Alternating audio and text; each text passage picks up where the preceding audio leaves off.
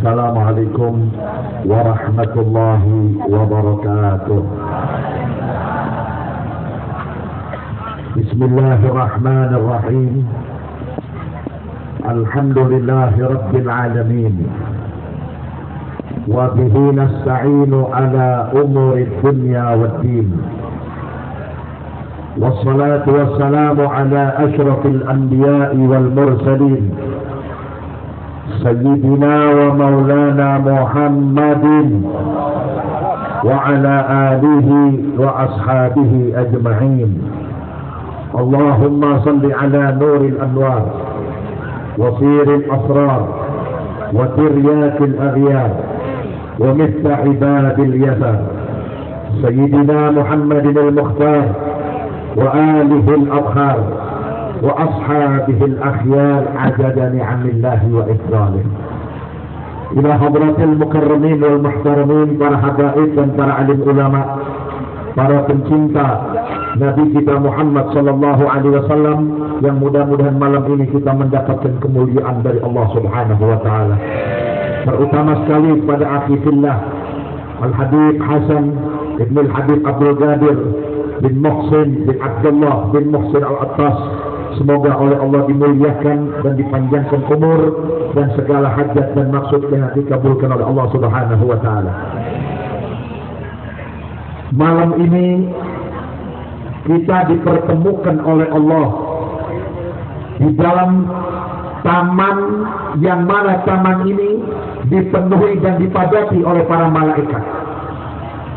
Karena diawali dengan pembacaan maulid, sejarah, perilaku atau tuntunan dari Nabi Muhammad sallallahu alaihi wasallam, di mana Al-Imam Jalaluddin As-Suyuti beliau mengatakan, "Ma min baitin ru'a fihi maulidur rasul illa wa hafathumul malaikah wa mutawwafuna bin nur."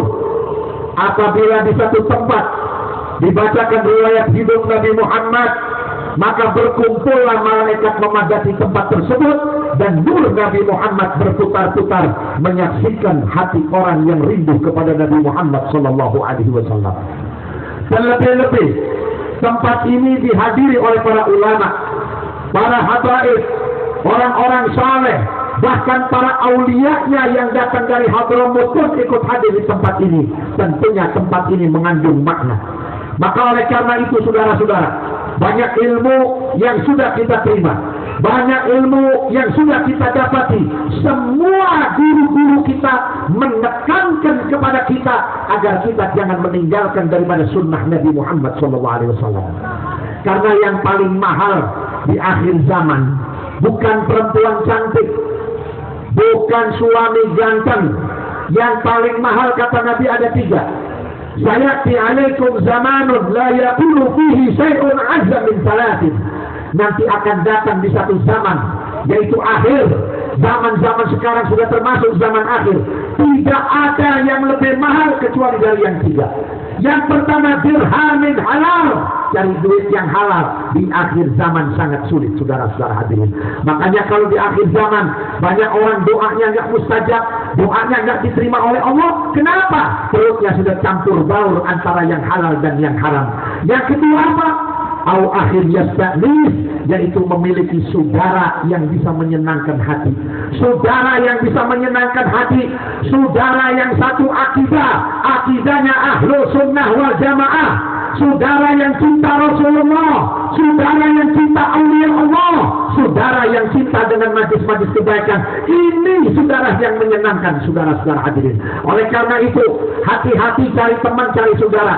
Sebab di akhir zaman Nabi kita Muhammad sallallahu alaihi wasallam sudah meramalkan jauh-jauh hari, nanti di akhir zaman ketika berdiri satu orang mukmin, maka di sekitarnya ada 100 orang munafik yang sedang menjerumuskan satu mukmin ini, saudara-saudara. Makanya Nabi Muhammad sallallahu alaihi wasallam Di dalam doanya selalu dia mengatakan, Allahumma inni a'udzubika min khalilil makir. Ya Allah, aku berlindung kepadamu dari kawan yang penuh tipu daya. Sahabat bertanya, bagaimana sifat-sifat mereka ya Rasulullah? Matanya memandangmu, hatinya berencana jahat. Kalau uangmu yang habis, kamu belum tentu rugi. Kalau dirimu yang luka, belum tentu rugi. Tapi kalau akidahmu sudah rusak, dibalik oleh mereka, dimasukin dan disusupkan akidah-akidah di luar Ahlus Sunnah wal Jamaah, ini merupakan musibah terbesar untuk kita.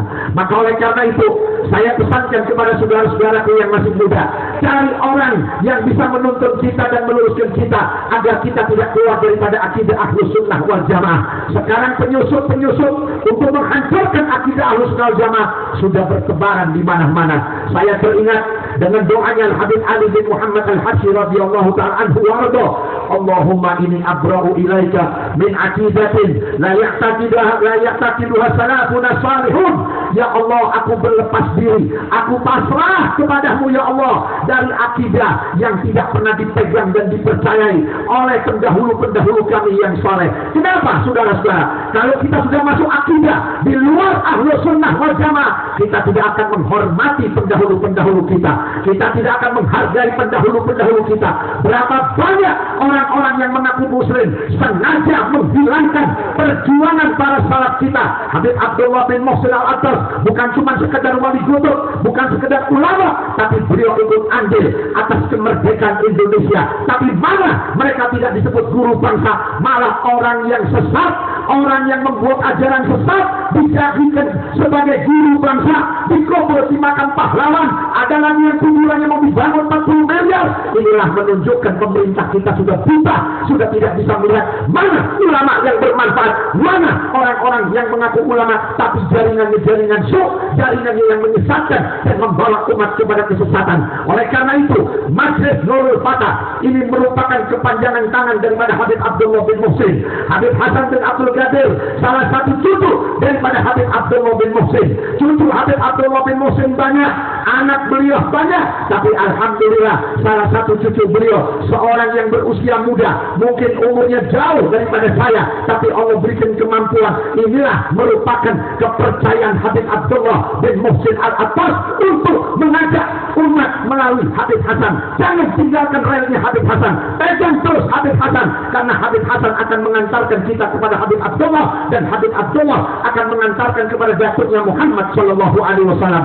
Yang ketiga, apa yang dikatakan oleh Nabi, al-sunnatan ya'malu biha, yang termahal di akhir zaman, yaitu orang yang mengerjakan sunnah-sunnah Nabi. Orang sudah meremehkan siwak, ke masjid dia bawa rokok, ke masjid bawa gudang garam, ke masjid bawa samsu, siwaknya nggak dipakai, dianggap barang jorok, dianggap barang ringan.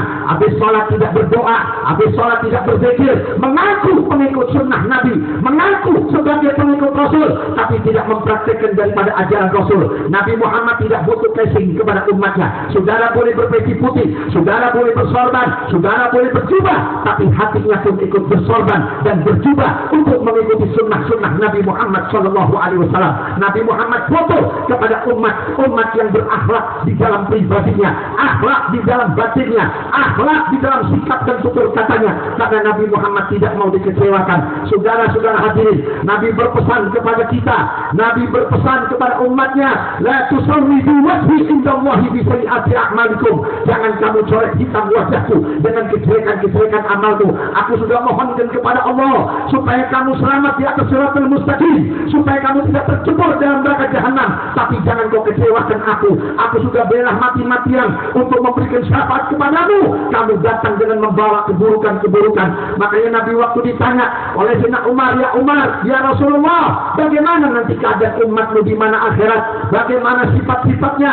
Dijawab oleh Nabi, ada yang datang keluar dari kuburan, wajahnya terang, badannya bersinar, badannya tegap, menghadap kepadaku dalam keadaan senyum, dan aku lambaikan tangan, dan aku sambut kedatangan dan kehadirannya. Lalu aku katakan kepada orang-orang tersebut, engkaulah wahai umatku yang selalu yang selalu memperhatikan aku dan berjuang untuk syariatku.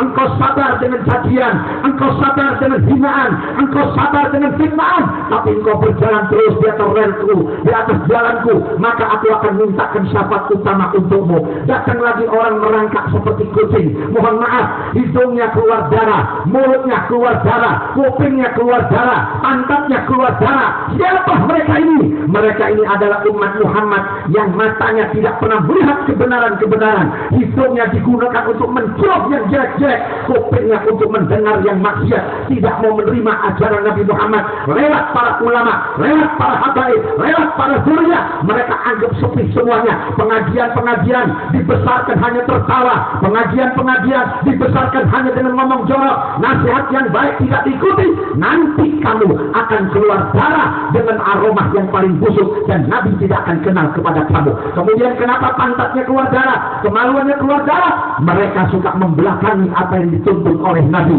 Nabi mengajarkan kita yang baik, kita anggap kuno. Nabi mengajarkan sunnah, kuno. Inilah orang-orang yang akan datang kepada Nabi Muhammad, sedangkan mereka minta dan butuh syafaat Nabi Muhammad, tapi Nabi Muhammad tidak kenal kepada orang tersebut. Allahumma ajirna min ghairi darar wa aghnina min ghairi fatar. Allahumma ajirna min ghairi sila wa aghnina min ghairi intila. Allahumma arzuqna min al-'uquli awfaraha wa min al-adhani asfaha wa min al-a'mali askaha wa min al-akhlaqi atyabaha wa min al-arzaqi atsalaha wa min al-'afiyati akmalaha wa min ad-dunya khairaha wa min al-akhirati na'imaha. Wa sallallahu sallam ala sayyidina Muhammad wa alihi wa sahbihi sallam. Alhamdulillahi rabbil alamin wal 'afwu minkum. Assalamu alaikum warahmatullahi wabarakatuh.